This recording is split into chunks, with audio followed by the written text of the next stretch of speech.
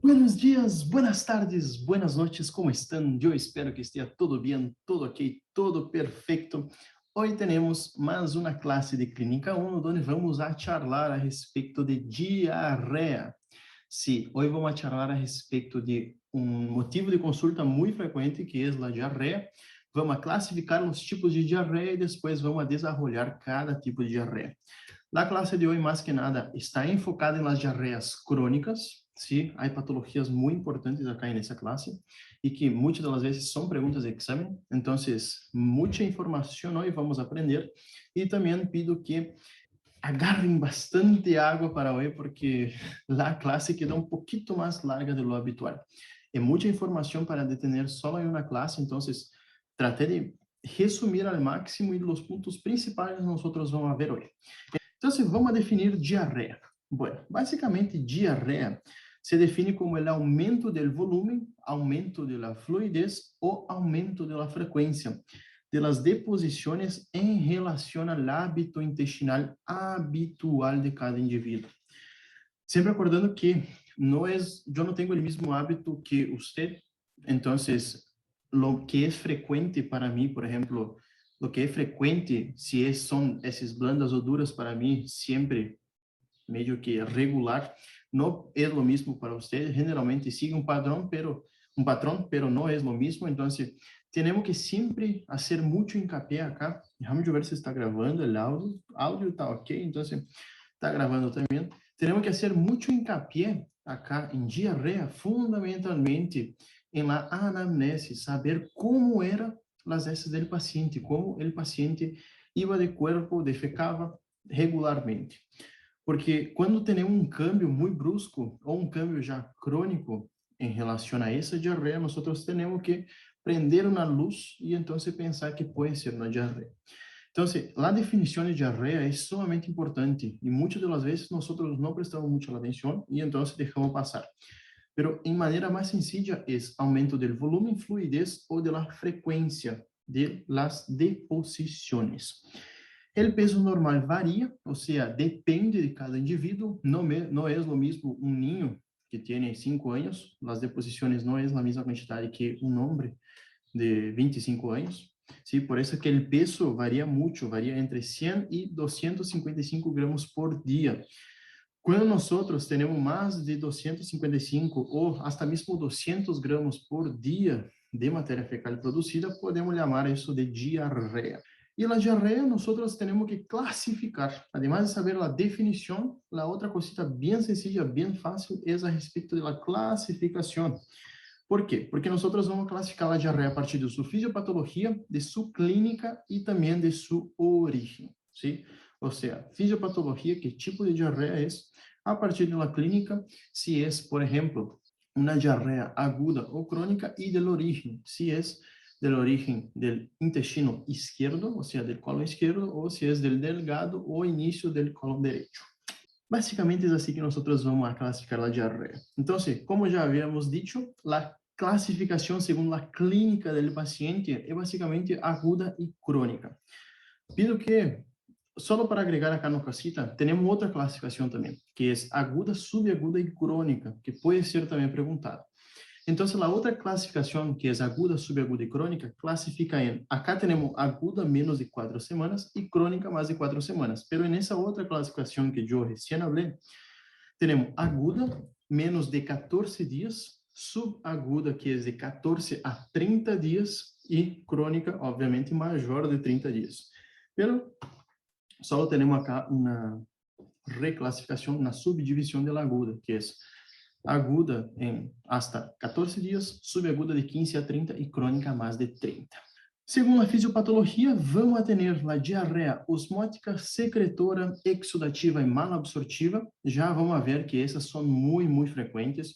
Vamos associar fundamentalmente, cada uma delas tem características próprias, então nós vamos ver cada uma delas, vamos ver causas e vamos a ver todo a respeito desses 4 tipos de diarreia fundamentais. E depois temos, segundo, a localização, como já falamos, que segundo a localização pode ser en el intestino delgado ou início del colon derecho e en el colon izquierdo. ¿Por que é importante definir e delimitar saber a clínica de cada um desses, se é direito ou se é esquerdo, mais assim, mais fácil para dizer. Porque dependendo do lugar onde afecte, de onde é a causa da diarreia, nós vamos ter distintas características. Por exemplo, se temos uma diarreia que está ocasionada no intestino delgado, a diarreia generalmente é voluminosa, pode salir, ojo nisso, pode salir sangue ou pus, pero não é frequente. Sangue e pus é mais frequente no cólon esquerdo. Dolor periumbilical e ruídos, generalmente las panças aí que quedam sendo muito ruído, está muito associada a dolor periumbilical, e acá temos dolor em hipogastro, em fossa ilíaca esquerda ou região sacra. Então, mirar acá como cambia as características. Generalmente, la del intestino delgado é um dolor mais difuso, generalmente alrededor do ombligo. Em câmbio, o colo esquerdo generalmente se limita à porção inferior e também ao hemiabdômen do lado esquerdo. E ausência de sintomas rectales. Em câmbio, no colo esquerdo, como estamos falando da última, das porções finais do tubo digestivo, temos tenesmo rectal e urgências. ¿Sí? Entonces, básicamente eso es para clasificar. Pero lo más importante acá es saber que en el colon derecho tenemos mucho volumen y raro síntomas rectales, y en el colon izquierdo tenemos escaso volumen y generalmente el paciente va a presentar tenesmo o urgencia rectal. Agora, então, vamos a cada um dos tipos de diarreia de acordo a sua fisiopatologia. Então, as diarreias osmóticas têm um volume menor a 1 litro por dia. Acuérdense essas características de cada diarreia, porque é muito importante. Muitas das vezes já ingressou em, por exemplo, em Choice. Então, ojo nisso, porque suele ser pergunta de mais oral em Choice. Então, diarreia osmótica generalmente tem um volume menor a 1 litro, cedem com o ajuno, o intervalo osmótico fetal, o anion gap, também pode ser chamado, é maior a 125 milimol por quilo. pH fecal é menos 5, menor de 5, porque é devido à fermentação bacteriana de los hidratos de carbono que não foram absorvidos, e tem tendência a hipernatremia. O que quero dizer com diarreia osmótica? Diarreia osmótica generalmente é um soluto que ingressa por la boca e esse soluto tem capacidade osmótica, ou seja, atrai água. Então, como, por exemplo, não é absorvido ou é absorvido em partes, nós temos um soluto que vai arrastrar água, e esse arrastre de água, ou seja, impede com que a água seja absorvida por el cuerpo, queda el agua en el intestino, o sea, en la luz del tubo digestivo, y entonces genera una diarrea. ¿Cuáles son las causas más frecuentes de diarrea osmótica? Y acá tenemos cuando el paciente ingiere mucho hidrato de carbono, como por ejemplo, ingiere mucho, o sea, cantidades excesivas de hidratos de carbono. Tenemos también los pacientes que hacen tratamiento con lactulosa, fructosa, el sorbitol o manitol también puede ser, porque el sorbitol está en los azúcares ahí de, por ejemplo, en los dietéticos, el que se cambia el azúcar, por ejemplo, no me recuerdo cómo es el nombre, pero no se utiliza el azúcar, pero se utiliza otra fórmula que es en gotas. Hoy estoy con un déficit de vocabulario, pero creo que me expliqué bien. Cuando se cambia el azúcar por productos dietéticos, que son para adelgazar, que no tienen calorías, que es, por ejemplo, el sorbitol. El sorbitol es un endulcorante que puede generar, cuando se toma mucho, puede generar diarrea osmótica. Entonces, essas são as principais causas. Obviamente que diarreia osmótica, déficit de lactasa, sí, muy importante, la lactasa no es degradada, entonces queda ahí en la luz, atrae agua y causa una diarrea osmótica. Y básicamente eso, sí, las características, entonces, el volumen es muy importante, no es de mucho volumen, o sea, de menos de 1 litro. Y otra cosita muy, muy importante que muchas de las veces se pregunta es que cede con el ayuno. ¿Por qué cede con el ayuno? ¿Por qué? Porque si el paciente deja de comer, o sea, deja de ingerir esa sustancia que es osmóticamente activa, no va a ocasionar la diarrea, o sea, no va a traer agua, entonces no tiene el por qué generar la diarrea. Entonces, esa es una característica muy, pero muy importante que no se puede olvidar. Otra cosita, pH fecal muy ácido. ¿Qué causa eso? Cuando tenemos una diarrea osmótica, son las diarreas que duelen el culo. Entonces, ojo en eso porque diarrea osmótica generalmente quema el culo, ¿sí? Por así decir, no sé cómo puedo decir eso de otra manera, pero diarrea osmótica quema el culo y duele, ¿sí? Básicamente eso. Diarreas secretoras. Secretoras es muy, muy fácil de nos acordar porque se hablamos de secretora, quiere decir que secreta mucho. Entonces, el volumen va a ser mayor de 1 litro, que no cede con el ayuno de 48 a 72 horas, salvo que sea una diarrea colorreica, y el intervalo aniónico fecal no es tan alto, o sea, es menor de 50 milimoles por kilo. Miren acá, tenía mucho intervalo osmótico, o sea, anion gap. Entonces, esa osmolaridad atraía el agua y secretaba mucho, o sea, atraía el agua. Y acá no, acá nosotros vamos a tener algún defecto en la pared del propio intestino que va a generar esa secreción exagerada de líquidos y hidroelectrolitos. ¿Cuáles son las causas de las diarreas secretoras? Muy, muy importante. Tenemos las enterotoxinas, como por ejemplo la cólera, Vibrio cholerae, sí, muy importante, y algunas cepas de Escherichia coli pueden generar diarreas secretoras.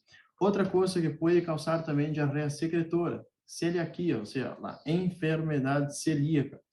Otra, también los tumores que producen, los tumores VIP, que secretan serotonina, causan una alteración en la barrera celular, ¿sí? En la membrana celular de las células intestinales y entonces causa una secreción exagerada de líquidos.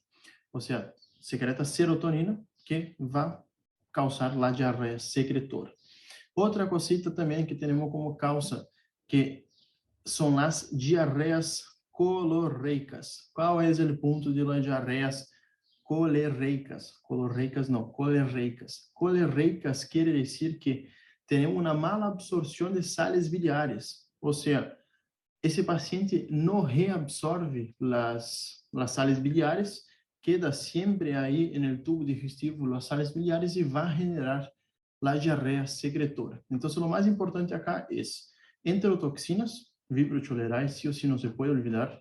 Muchas de las veces, no es generalmente, pero muchas de las veces ya entró en escritos pidiendo cuál era el tipo de diarrea generada por el Vibrio cholerae, que es una diarrea secretora. Después, entonces, lo que no se puede olvidar, diarreas colerreicas, que es a respecto de la mala absorción de ácidos biliares, y básicamente esas dos son así lo más llamativo. Obviamente, celiaquía también puede generar una diarrea secretora. Diarreas exudativas. Bueno, ¿qué son las diarreas exudativas o también pueden ser llamadas de inflamatorias? Lo más característico acá, ¿sí? Es que frecuentemente van a presentar sangre y pus en las heces, o sea, podemos llamar también de disenterias, ¿sí? Disenterias es cuando tenemos muco, pus o sangre en la materia fecal.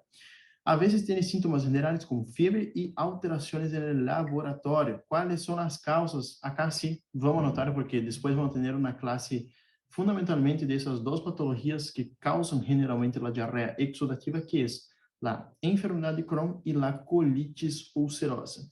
Otras cosas que pueden generar diarrea exudativa es como, por ejemplo, la Shigella, el citomegalovirus, la colitis isquémica y también la colitis pseudomembranosa. Colitis pseudomembranosa, hago una estrellita ahí, porque es ocasionada por el Clostridium difficile y esta diarrea es tratada con vancomicina vía oral. Es la única indicación de vancomicina vía oral. Si no, la vancomicina se da endovenosa, nunca intramuscular, porque si no genera una necrosis muscular. Entonces, ojo en eso. Vancomicina, la única indicación por vía oral. Como la vanco no se absorbe, la vanco se da vía oral, ¿sí? Para ese paciente que tiene colitis pseudomembranosa, que es por Clostridium difficile. Y después después de las diarreas exudativas, tenemos las diarreas motoras, que generalmente son de pequeño volumen y como su propio nombre dice, nosotros tenemos alteración en la motilidad. Como, por ejemplo, alcohol, fármacos pueden generar diarreas motoras. ¿Qué quiero decir con diarreas motoras? Que aumenta el peristaltismo intestinal.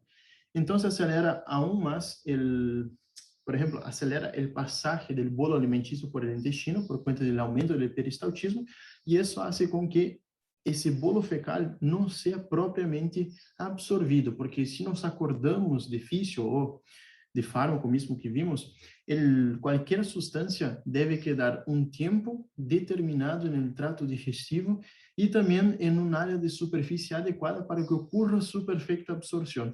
Então, nesse caso de las diarreias motoras, temos um peristaltismo exagerado aí e isso vai generar uma diarreia motora, ou seja, peristaltismo muito elevado genera a mala absorção de substâncias. Quais são as causas de alteração da motilidade? Síndrome do intestino irritável, quando estamos assim prestes a render um exame. Eu tenho síndrome do intestino irritável, há vezes que vou antes de um horário, eu quedo aí 5 horas dentro do banho, então é muito frequente isso. Hipertiroidismo, o hipotiroidismo acelera todo no organismo, síndrome pós-vagotomia e síndrome de mala absorção. Acordando que acá também pode ser álcool e fármacos. Quais são os fármacos que podem generar alteração da motilidade? Antibióticos. Antibióticos podem generar diarreias motoras. Bueno, então, nós quando vamos a juntar todo, temos 4 tipos de diarreia, 4 fisiopatologias. Temos a inflamatória ou exudativa, a osmótica, secretora e alteração da motilidade. Quais são as causas de cada uma dessas diarreias, as mais frequentes? Inflamatória, como já falamos, colite ulcerosa, enfermidade de Crohn, ¿sí? Colitis isquêmica, enterocolites por radiação e gastroenterites eosinofílica. Pero acordando que exudativa é colite ulcerosa e enfermidade de Crohn fundamentalmente. E por Clostridium difficile também, não vamos olvidar isso. Osmótica, insuficiência pancreática, sobrecrescimento bacteriano, enfermidade celíaca e enfermidade de Whipple. Depois nós vamos ver que o sobrecrescimento bacteriano, como já sabemos, em nosso intestino temos uma flora habitual. Quando nós temos uma proliferação excessiva dessa flora intestinal, nós temos competição. Nosso corpo compite com os micro-organismos, com os parásitos e bactérias que estão nesse trato digestivo, compite por el alimento. E quem gana? Gana quem está na luz. Ou seja, quando temos muita bactéria, a bactéria se alimenta basicamente de todos os nutrientes e nós quedamos sem.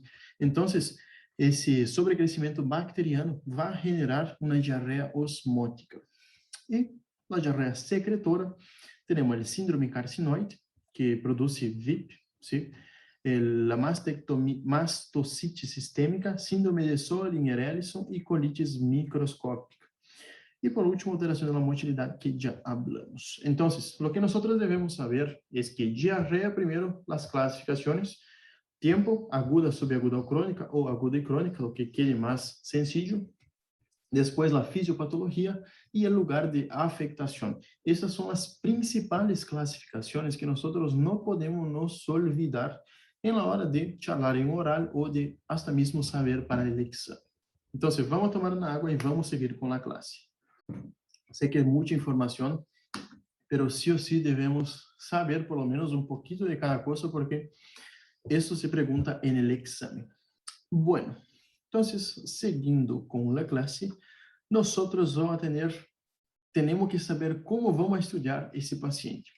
Se suele dizer que a diarreia é uma das enfermedades que mais tem coisas a se perguntar. Uma coisa que é importante perguntar antes que eu me olvide, porque sempre eu me olvido e então antes que me olvide. Sempre quando temos uma diarreia aguda, fundamentalmente, é muito importante perguntar a respeito se mais alguém da família está com diarreia, porque muitas das vezes essa diarreia é epidemiológica, ou seja, é uma toxinfecção por algum alimento contaminado. Muito importante isso, porque assim já podemos racionar e pensar que geralmente é uma diarreia autolimitada. Vamos a ver que as agudas generalmente são autolimitadas. Pero é muito importante isso, perguntar sí ou sí se mais alguém da família está com diarreia ou já teve diarreia em alguns dias anteriores. Pero basicamente isso, antes que me olvide, e vamos seguir. A anamnese acá, na diarreia, é muito, pero muito compleja. Não é que compleja, é que temos que perguntar muita coisa. Muita coisa é, por exemplo, a respeito de seus hábitos tóxicos, hábitos saludables, alimentação. Se cambiou, acuérdense sempre que há que perguntar se ha cambiado o ritmo de posicionar. Se sempre foi mais blandito do paciente, ok, temos que buscar alguma causa que seja crônica. Se de la nada, há 15 dias que começou uma diarreia que cambiou totalmente seu ritmo evacuatório, nós temos que pedir a esse paciente que passou, que tuve, se tem um exame a render, por exemplo. Então, ojo nisso porque é muito, muito importante. Então, a anamnesis, generalmente, temos que perguntar a forma de apresentação do curso, forma de apresentação se há sangue, moco ou pus, o curso, se é, por exemplo, a quantidade de tempo, quando começou isso, relação com os alimentos. Por que é importante perguntar a relação com os alimentos? Por quê? Não é o mesmo um paciente que tem celiaquia de um paciente que não tem celiaquia. Por exemplo, a celiaquia, vamos ver depois, que não pode ingerir trigo, avena, alimentos que contenham trigo, avena, cevada e centeno. Então, ojo nesses pacientes, sempre há que perguntar se há relação com os alimentos. Por exemplo, um paciente que tem déficit de lactose, sim? Lactase é acá, lactose em Brasil. Se, por exemplo, o paciente tem déficit de lactasa, o paciente, depois que come, tem muita formação de gases, tem muito dor de pança, tem provavelmente uma diarreia depois de 2 horas, ou até mesmo um pouquinho menos, ou um pouquinho mais. Então, temos que, sim ou sim, perguntar, fazer muito hincapié na anamnese, porque muitas das vezes pensamos que é uma toxinfecção, mas por aí o paciente tem um déficit de lactasa. Então, ojo nisso, que a anamnese é muito importante.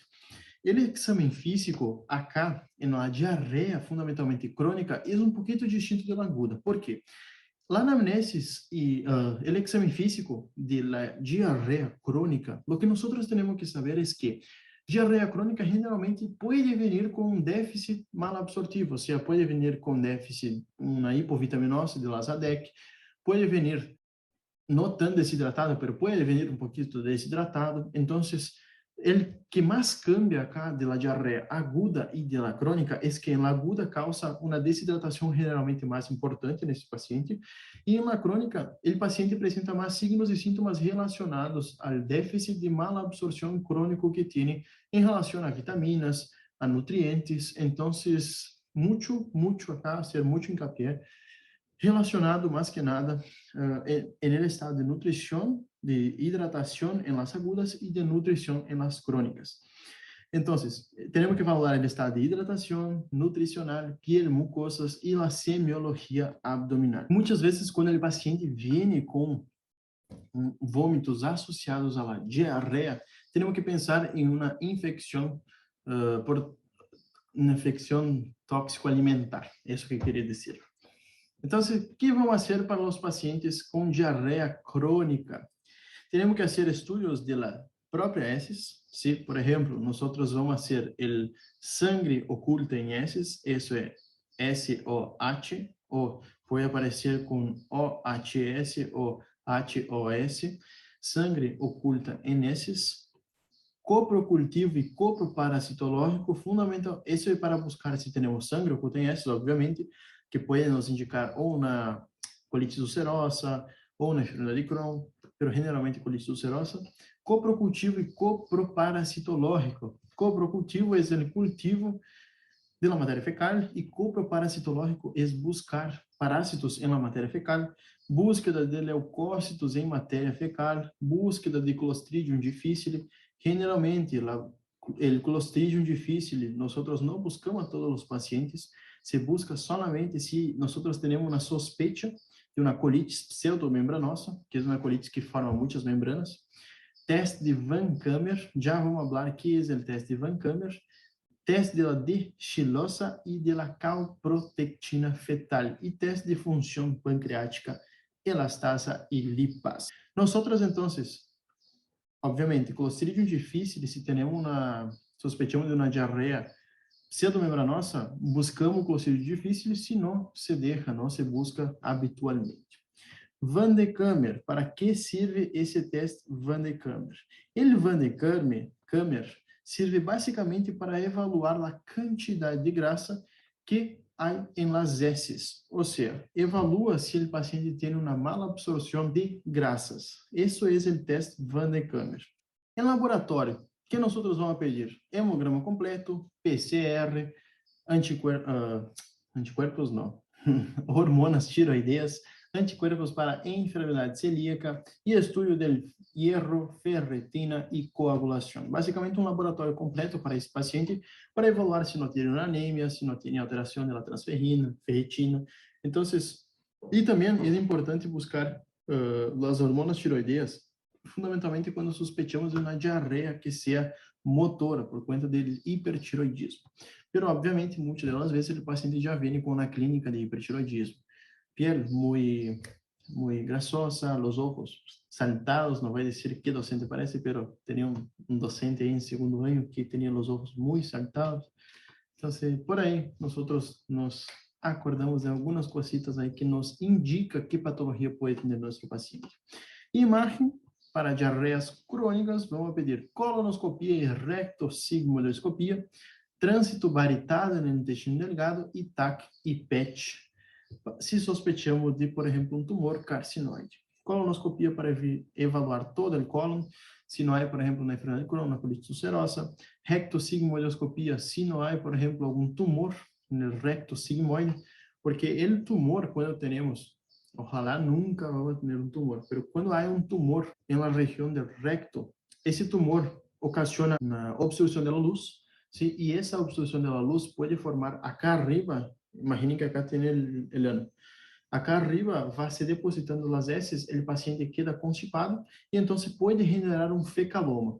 E é muito frequente que no fecaloma, como temos uma obstrução intestinal muito baixa, o fecaloma empiece a ocasionar uma diarreia por escorrimento alrededor do fecaloma. Ou seja, temos acá o ano, acá o fecaloma e então alrededor desse fecaloma empieza a ocorrer uma diarreia, uma dissolução desse fecaloma, e então empieza a ter uma diarreia, que generalmente o paciente não tem sensação assim que essa diarreia aparece fundamentalmente em las roupas íntimas do paciente, ou seja, o paciente não vai de corpo, simplesmente está caminhando aí e vê que está cagado. Basicamente é assim. Eu tive meu abuelo que morreu por um câncer de intestino e foi isso que passava com ele. Por exemplo, por último, não sabia que tinha câncer, tinha muito dolor e nunca falava nada. Então, se foi levando com o tempo, o câncer foi dando muitas metástases e então, no último momento, foi a la consulta, descobriram que tinha um câncer. E esse câncer estava ocasionando que tinha um fecaloma, e esse fecaloma causava escorrimento, essa diarreia alrededor do fecaloma, e o paciente pensa que tem uma diarreia, mas em realidade, como não vai de corpo, é somente uma diarreia que escorre por os lados do fecaloma. Basicamente isso. E por isso que é importante nós sempre buscar por a colonoscopia e rectosigmoidoscopia, se não há, por exemplo, um tumor aí, justo no final do trato digestivo. Hablamos de diarreias crônicas, sim? Hablamos das generalidades e das diarreias crônicas. Que é o mais importante a destacar? Depois nós vamos ver esse estudo de heces em las malabsortivas. Pero que é o mais importante? Todos esses estudos, da estilosa, do Van de Kammer, nós vamos ver agora. Pero basicamente o mais importante a destacar é saber a classificação, as características de cada diarreia, exudativa, osmótica, todas as que já hablamos. Estou um pouquinho afectado na cabeça, pero todas as que já hablamos, é importante saber as características, sim ou sim, porque isso pode perguntar em um escrito. E basicamente vamos às diarreias malabsortivas. Sei que parece muita coisa, pero tratei de maximizar, deixar o mais sencillo. E vamos agora para as diarreias malabsortivas. As diarreias malabsortivas, temos que fundamentalmente saber as fases da absorção intestinal. Temos uma fase luminar, uma fase mucosa e uma fase pós-absortiva. Fase luminar é tudo aquilo que está na luz do intestino ou do trato digestivo, que é quando as secreções gástricas, biliares e pancreáticas hidrolizan las grasas, proteínas y hidratos de carbono. O sea, las secreciones gástricas, biliares y pancreáticas tratan de hacer con que macromoléculas queden en micromoléculas, degrada, rompe esas moléculas para que nosotros consigamos absorber. Si, por ejemplo, tenemos una alteración o en los ácidos biliares, en el estómago, o hasta mismo, como por ejemplo na acloridria, ou a cloridria é a cloridria, a ausência de cloro, que aí tem um pH muito básico, então se não degrada perfeitamente as proteínas, fundamentalmente. E quando nós temos déficit de lipasa, amilasa e tripsina, de que são as enzimas pancreáticas, nós temos uma diarreia por mala absorção. Se não degrada de macro a micromoléculas, não conseguimos absorver essas moléculas, e então se genera uma diarreia mal absortiva. Quando temos uma afectação na mucosa, ou seja, temos diretamente em la mucosa do intestino alguma enfermidade, isso pode generar uma diarreia mal absortiva, por conta que em la fase mucosa é quando temos o último passo de hidrólisis para fundamentalmente quebrar essas macromoléculas.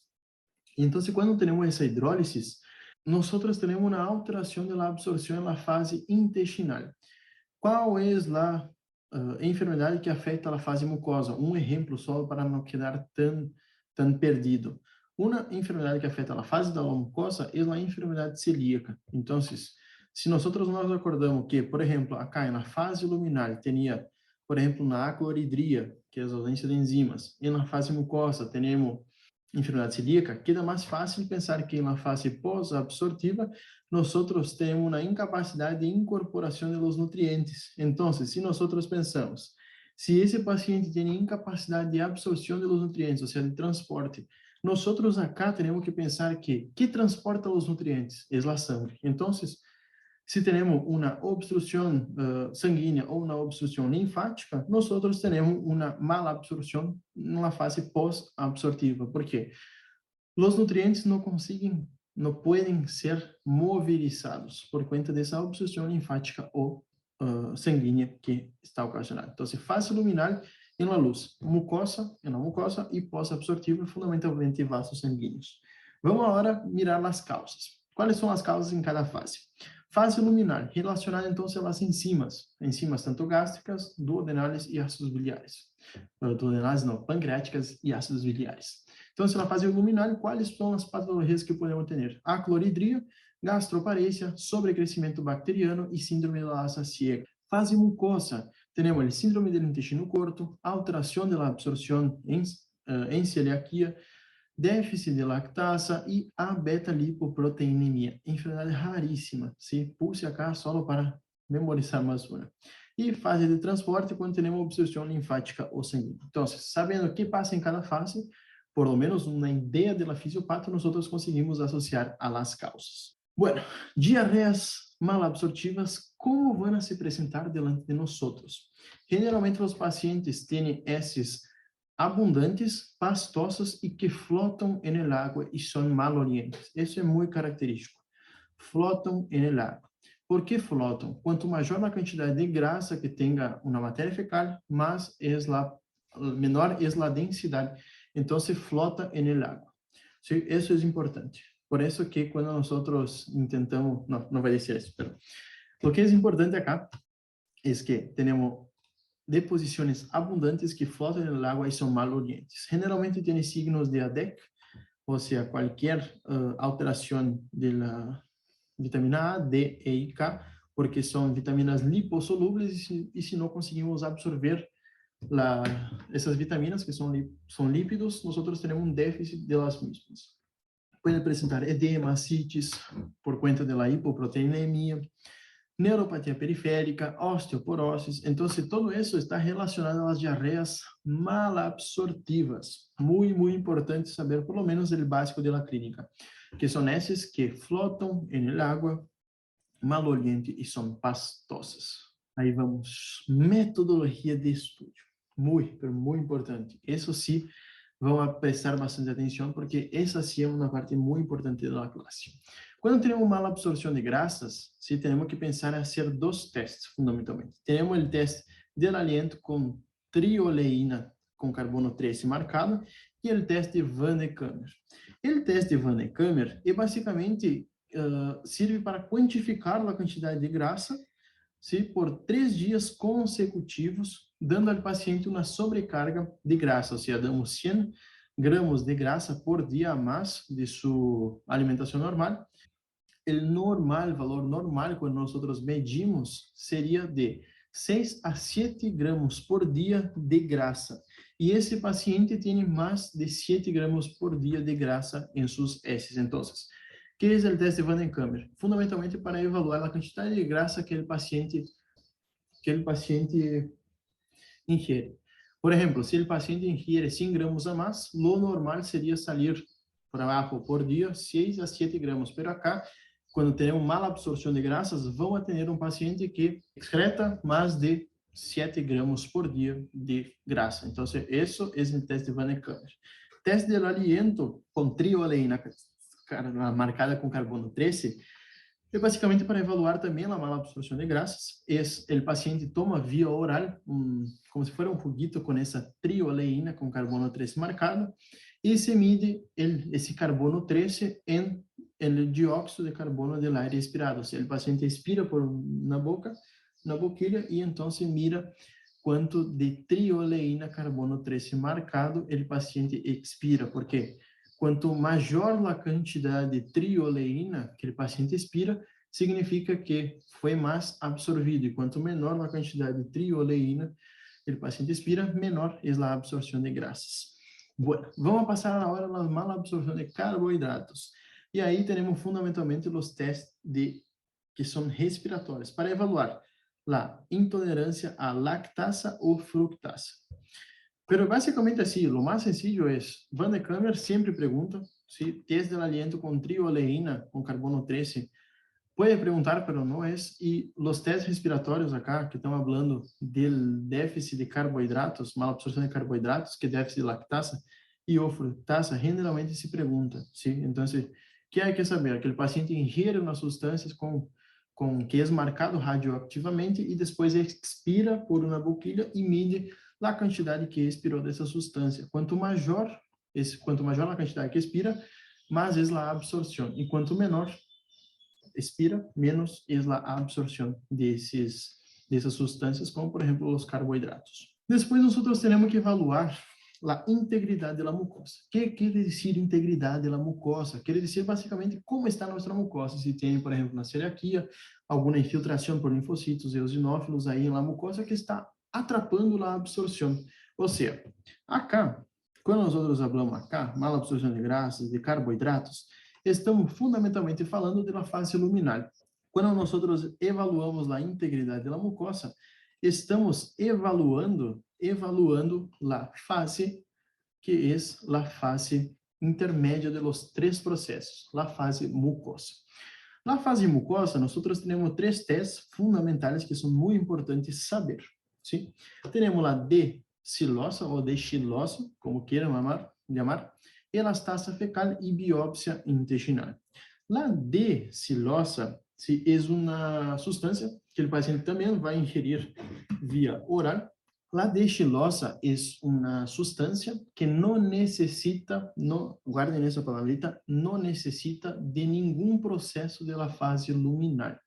Ou seja, quer dizer que se eu dou decilosa, independentemente se eu tenho boa secreção de ácidos biliares, boa secreção de ácido gástrico e boa secreção de enzimas pancreáticas, não importa se estão boas ou estão malas, porque não depende de nenhum desses 3 processos para ser absorvido por la mucosa. Então, nós para evaluar a mucosa, vamos utilizar a decilosa para fundamentalmente diferenciar se é de fase luminal ou se é de fase mucosa. ¿Sí? Não depende de nenhuma enzima, ou seja, não depende da luz do trato digestivo. Então, o paciente toma essa decilosa e depois se mide em suero e em urina. O que vai passar em la dechilosa ou decilosa?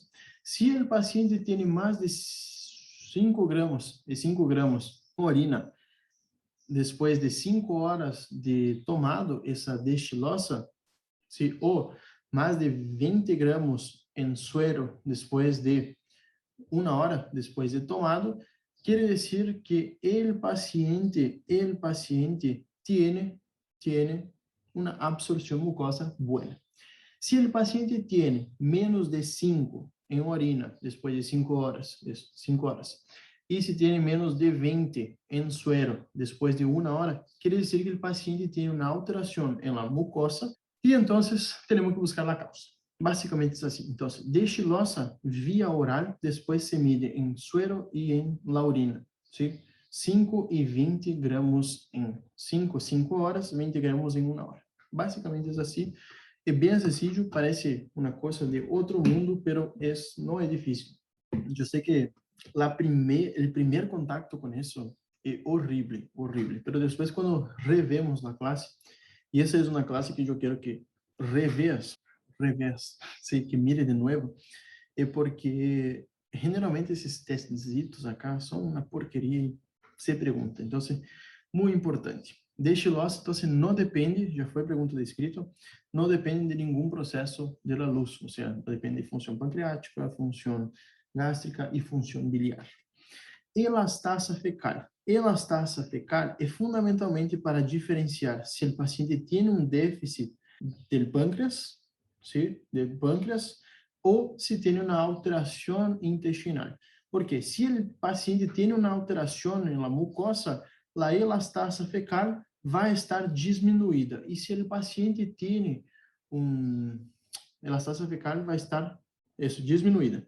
E se o paciente tem uma afectação pancreática, a elastasa fecal vai estar em valores normais. E depois, outra coisa para avaliar a integridade da mucosa, temos a biópsia intestinal.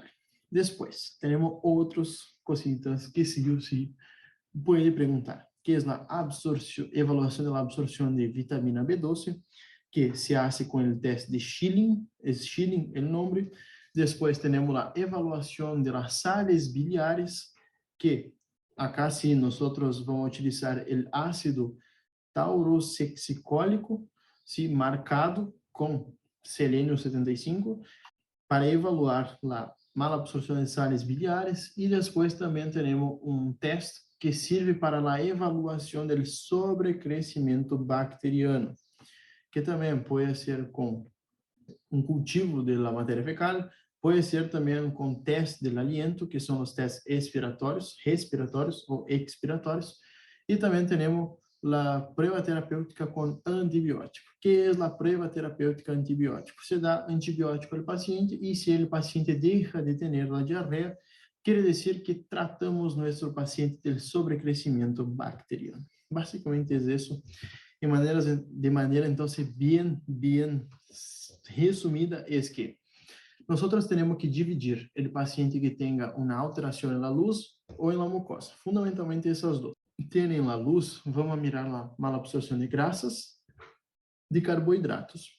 Se tem, por exemplo, se temos uma celiaquia, vamos evaluar a integridade da mucosa com a prova de D. xilosa e a elastasa fecal. E também biópsia intestinal, obviamente, para ver essa mucosa no microscópio óptico. Depois temos outros estudos, que é a avaliação da absorção de B12 com o teste de Schilling, avaliação da mala absorção das sales biliares e avaliação do sobrecrescimento bacteriano. Com esses três testes aí que recém li.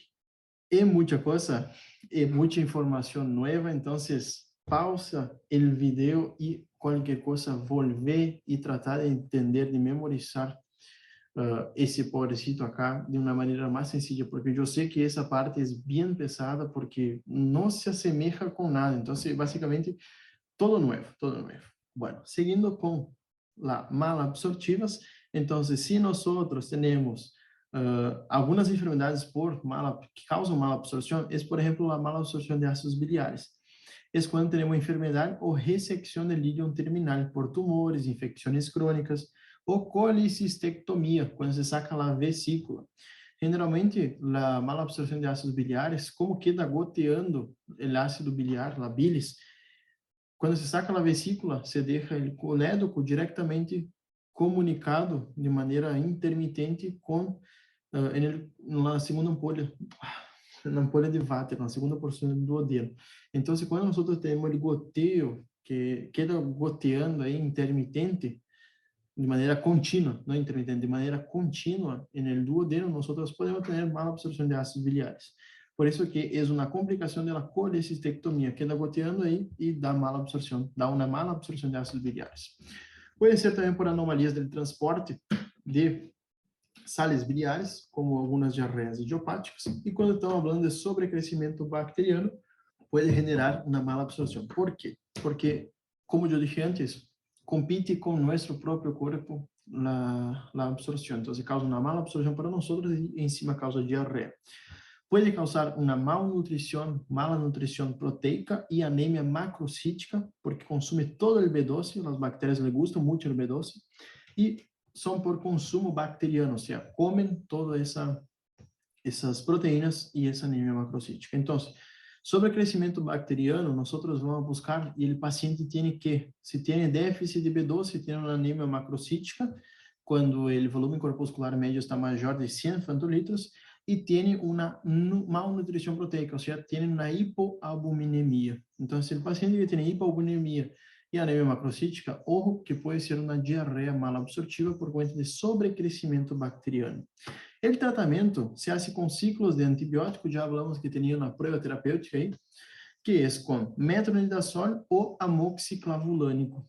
Sí, básicamente, generalmente se utiliza amoxiclavulánico porque suele ser suficiente para tratar el crecimiento bacteriano y generalmente no tiene muchas contraindicaciones. Y tenemos el síndrome del intestino corto. ¿Qué es el síndrome del intestino corto?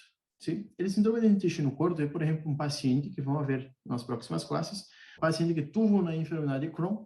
La enfermedad de Crohn se da en partes y afecta todo el intestino, toda la pared. Entonces, como se da en partes, muchas de las veces en esa inflamación ahí en una determinada región, puede ocasionar una estenosis. Tenemos un tipo de enfermedad de Crohn que puede ocasionar la estenosis. Es una complicación frecuente de esa enfermedad. Entonces, cuando tenemos una estenosis, por ejemplo, en el jejum, tenemos que sacar esa porción, tenemos que hacer una resección de esa porción y entonces el paciente va quedando cada vez más con el intestino acortado. Dependiendo del número de cirugías, por cuenta de esas complicaciones, el paciente va sacando pedacitos de intestino y puede quedar con síndrome del intestino corto. ¿Qué es el síndrome del intestino corto? Es cuando tenemos un intestino corto, obviamente. Generalmente, esos pacientes, cuando tienen menos de 2 metros de intestino, van a presentar síndrome de intestino corto. Como nosotros ya hablamos antes, es cuando tenemos una menor cantidad de base, o sea, cantidad de queda menos tiempo y en menor área para absorber. Entonces, no ocasiona una absorción completa de todas esas ¿cómo es? Todas essas substâncias. Vamos agora às enfermidades um pouquinho mais específicas. São enfermidades que são mais características e são mais sencillas de memorizar. Nós outros, então, vamos ver a enfermidade de Whipple. Que é a enfermidade de Whipple? É uma infecção por Troferima Whipple. Isso é muito importante. Pode entrar em um escrito. Sí, enfermedad de Whipple es una infección del intestino delgado por Troferima Whipple. Creo que es así, Whipple.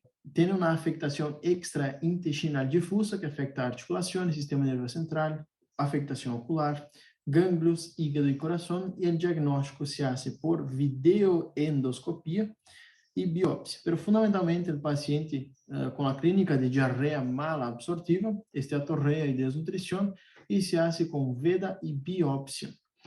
¿Cuál es el tratamiento? Y eso sí o sí pregunta, meropenem o ceftriaxona intravenoso por 15 días. Se hace un tratamiento de mantenimiento por 1 año, que se hace al inicio del diagnóstico, se hace con trimethoprim sulfametoxazol. Entonces, como esa pregunta, vamos a memorizar un poquito. La enfermedad de Whipple es una enfermedad mal absortiva que es generada por la Troferima Whipple. Diagnóstico é veda e biópsia, se vê o bitito na biópsia, e diagnóstico, tratamento, o mais importante é saber que trimethoprim sulfa por 1 ano, se iniciar o diagnóstico, e se pode utilizar meropenem ou ceftriaxonas intravenosa por 15 dias. qual é o ponto? Se nós não tratamos esse bichito de maneira adequada, o paciente vai ter afectação extraintestinal. Ou seja, pode ter afectação cardíaca, gânglios, coração, ocular e hepático. Ojo, porque é pergunta de exame, então vamos memorizar o tratamento que geralmente se pide. Sprue tropical, que é? Puse acá una fotito, ganas de ir a la playa, pero básicamente no se sabe la causa. Sprue tropical tiene una característica que el paciente va a tener una afectación igual en todo el intestino delgado, que es cuál es la característica de esa afectación. Es básicamente un infiltrado inflamatorio muy intenso de la mucosa. Y hay una atrofia, pero es menos intensa que la enfermedad celíaca. De acuerdo que acuerdo com muito hincapié que é desconhecido, ou seja, é de etiologia idiopática. Disminuye sobre todo o ácido fólico, então se não temos ácido fólico, não temos absorção de B12, e o tratamento é tetraciclinas mais ácido fólico. Como podem ver, o Whipple, Sprue tropical e as próximas que nós vamos ver, generalmente são um pouquinho mais curtas e mais sencillas de memorizar, então são mais concisas. O tratamento é fundamental acá e puse em negrito o que mais chama a atenção, que Sprue tropical tem diminuição de ácido fólico e não somente B12. Tratamento antibiótico. Enteropatias, pero não se sabe a causa ou reneso, e o tratamento é antibiótico. Então, por aí pode ser uma trampita e agora já sabemos como proceder de acordo a isso. Enteropatia perdedora de proteínas. O que quer dizer isso? Que tem uma afectação no intestino que perde proteínas. Pode ser idiopático, por afectação da mucosa intestinal, obstrução linfática ou enfermidade cardíaca. Idiopático, obviamente, não se sabe a causa. ¿Sí? Pode ser chamada também enteropatia proteinorreica, essa enfermidade. Por afectação da mucosa intestinal, é quando não temos a capacidade de absorver ou quando se elimina muita proteína por essa afectação. Como é, por exemplo, o que passa no Crohn, na colite ulcerosa, celiaquia e Whipple. Nós temos uma afectação da mucosa e isso impede a absorção e favorece a excreção dessas proteínas. Então, se o paciente, como é enteropatia perdedora de proteínas, tem uma hipoalbuminemia, fundamentalmente. A albúmina está descendida dos seus valores normais, ou seja, está menor de 3 ou 2,8, se dependendo da gravidade dessa hipoalbuminemia. Bueno, obstrução linfática, tumores, obstrução do conducto torácico, linfadenites e tuberculose são as causas de enteropatia perdedora de proteínas. Quais são as causas que temos que sim ou sim saber? Enteropatias perdedora de proteínas, colite ulcerosa e celiaquia. Acá, de la obstrução linfática, tuberculoses e tumores que podem obstruir o conducto torácico. E enfermidade cardíaca, eu não sei por que pergunta muito isso. ¿Sí? Não é que pergunta muito, mas já vi perguntar. Cardiopatias direitas e pericardite constrictiva causam um fluxo retrógrado. Então, se acá, quando temos uma enfermidade cardíaca, se como falamos antes, temos uma afectação na fase pós-absortiva. O paciente não consegue, o corpo do paciente não consegue trasladar essas proteínas, essa absorção hacia o corpo. Então, queda um refluxo aí, queda uma estase sanguínea e vai causar uma perda de proteínas. Como se faz o diagnóstico da enteropatia perdedora de proteínas? O diagnóstico se faz por la clínica, que é basicamente os edemas e diminuição da albúmina, e não tem enfermidade hepática ou renal. Isso é muito importante, não tem nenhuma alteração nas enzimas hepáticas e tampouco renal. Imagem se hace para descartar os linfomas e massas que comprimem o conducto torácico e ecografia se há uma enfermidade celíaca. Então, o que temos que saber na enteropatia perdedora de proteínas? Algumas das causas, a clínica, que são os edemas e diminuição da albúmina, e as imagens que vão a pedir. E, obviamente, o laboratório. Tratamento, se trata a causa, e dietas pobres em graxas e suplemento de triglicéridos de cadena média. Parece ser muita coisa, pero não é. Eu falei que vai ser uma classe um pouquinho mais larga do habitual, então, muita água, porque já estamos quase terminando. Essas patologias, essas enfermedades, eu creio que são um pouquinho mais fáceis, pero temos que prestar alguma atenção a alguns detalhes. Depois, enfermidade celíaca. Temos uma alteração da mucosa absortiva. Temos uma infiltração inflamatória e tendência à atrofia velocitária. E alguns fatores relacionados com o ambiente podem ser ocasionados como fatores ambientais, genéticos e imunológicos. O paciente não pode comer nada com trigo, avena, cevada e centeno, ou seja, com TAC. Muitas das embalagens aí que vêm dizem sem TAC, que é trigo, avena, cevada e centeno, que é fundamentalmente para pacientes celíacos. Quais são os anticorpos da celiaquia? Só para ser uma observação, em enfermidade celíaca é basicamente quando temos uma formação de autoanticorpos contra seu próprio intestino. ¿Sí? Só para fazer uma introdução acá. O paciente ingere trigo, avena, cevada e centeno, produz autoanticorpos e esses anticorpos pensam que seu próprio intestino é um corpo estranho. Então, vão no intestino e le golpeiam a full e vai generar uma atrofia velocitária. Isso é a enfermidade celíaca em rasgos bem generais. Quais são os anticorpos que temos na enfermidade celíaca e que generalmente é pergunta de exame? Temos o anticorpo transglutaminasa tisular, antiendomício, o péptido deaminado de gliadina e o antigliadina. Esses são os 4 anticorpos principais que nós temos e lo que hay que saber es que son esses os anticuerpos e são eles que nós vamos buscar quando sospechamos que um paciente tem celiaquia. Qual é o ponto de uma enfermidade celíaca? O mais característico é que os docentes vão nos dar um caso clínico que generalmente está relacionado a alguma ingesta alimentar, ojo nisso, ingesta alimentar ou o paciente trabalha em algum lugar que tem muito TAC. Por exemplo, o paciente trabalha, não come, pelo trabalho em uma paneria. A paneria tem muito contato com a harina de trigo. Então, somente por el paciente não necessita comer, solamente inspirar, pode generar na enfermidade celíaca se o paciente é predisposto. Vamos ver depois que está relacionado com o HLA-DQ2, mas basicamente, o importante é saber que eles não vão dar um caso clínico com um paciente que generalmente está muito associado a dermatite atópica, a afectações alérgicas, e eles não vão dizer que o paciente, por exemplo, trabalha em uma paneria e consultou por dermatite atópica, que pode ter o paciente.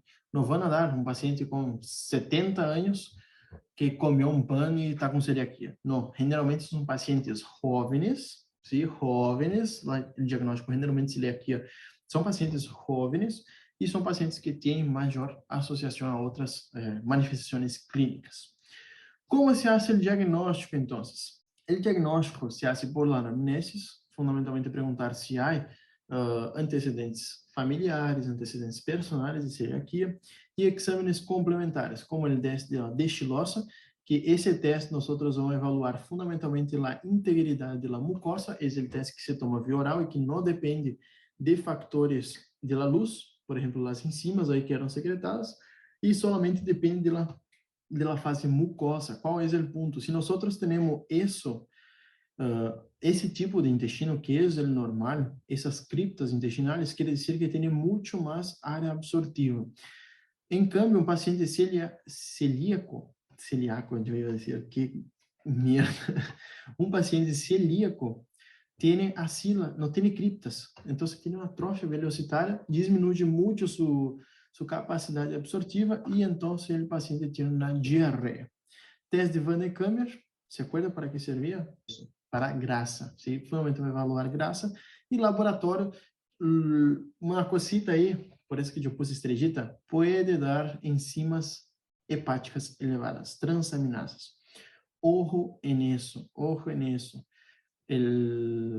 La história clínica pode estar faltando algumas características del caso clínico, pode estar faltando, mas se tem transaminasas elevadas e anticorpos antigliadina, antiendomício elevados, ojo, porque provavelmente é uma celiaquia. Muitas das vezes nos confundimos com as transaminasas elevadas ou ter alguma afectação hepática.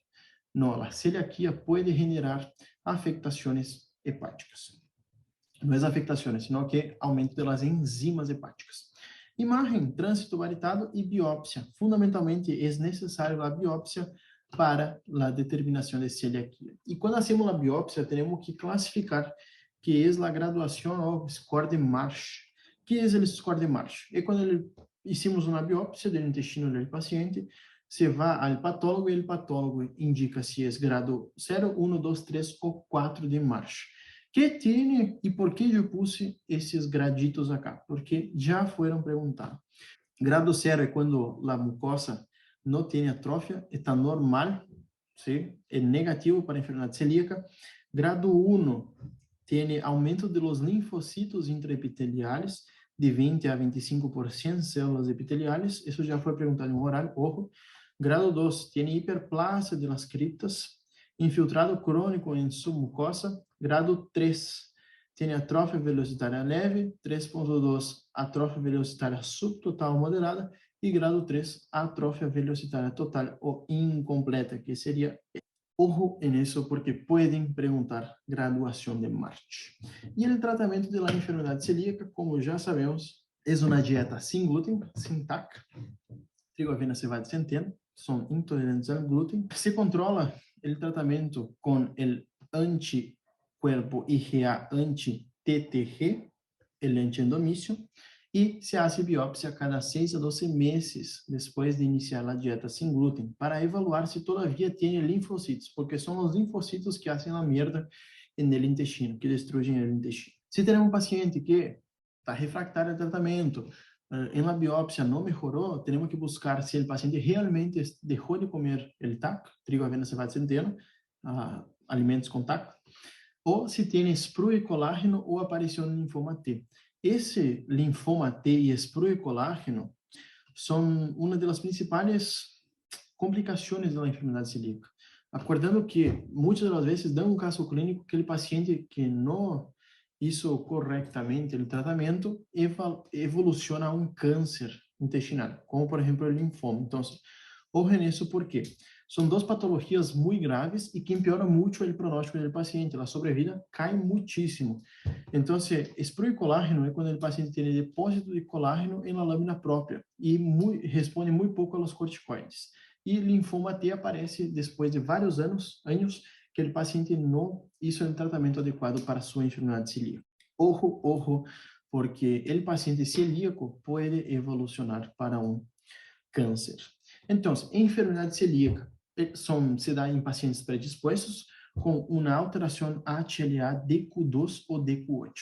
DQ2, fundamentalmente, está no cromosoma 6. Essa tableta é o resumo de enfermidade celíaca, muito sencillo e muito importante. Intolerância ao glúten, ou seja, a gliadina, e a regeneração de anticorpos contra a transglutaminase, ou seja, a IgA. Manifestações clínicas: diarreia, pérdida de peso, distensão abdominal e esteatorreia. Se pode complicar com linfoma intestinal. Sí, ojo en eso. Muitas das vezes entra en los choice com o linfoma intestinal. Diagnóstico: determinação de los anticuerpos, sí, IgA, biopsia del intestino confirma. Então, sí, a biopsia é confirmatória. ¿Puedo tener solamente aumento de las enzimas sin alteración histológica? Sí, puede haber aumento de los anticuerpos sin alteración histológica, pero fundamentalmente se da en estadios iniciales.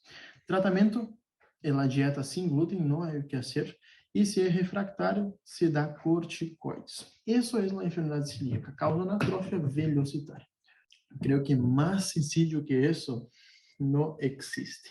E agora vamos lá, a última parte de nossa classe. Graças a Deus já estamos terminando. Eu sei que já está cansada. Então, vamos à última parte e aí já te deixo descansar. Diarreia crônica em HIV é um síntoma frequente em pacientes por HIV. Acordando que os pacientes HIV têm a imunidade dependendo de acordo a sua carga viral. Se muita carga viral, tem provavelmente infecções oportunistas. Incidência de 40 a 90%, principalmente em idades avançadas. Essa tablita, sí ou sí memorizar. Já várias vezes cayó em los escritos, então, sí ou sí essa tablita temos que memorizar, porque senão perdemos por lo menos una o dos choice por cuenta disso. Bueno, qualquer conteúdo de CD4. Quais são os gérmenes que vão afetar? Salmonella, Campylobacter, tuberculose, Clostridium difficile, Giardia, Entamoeba e Strongyloides stercorates. Salmonella, acordando, só fazendo um parênteses acá, a salmonella depende da quantidade de bititos, de bactérias que o paciente ingeriu. Não é todo mundo que come um pouquinho de mayonesa infectada com salmonella que vai ter a patologia. Se o paciente tem menor de 200 CD4, recordando que é CD4 que contamos acá, o paciente vai ter pode ter uma infecção oportunista por Cryptosporidium parvo. Se o paciente tem menos de 150 células CD4 por milímetro cúbico, aparece lá a infecção por histoplasma capsulatum.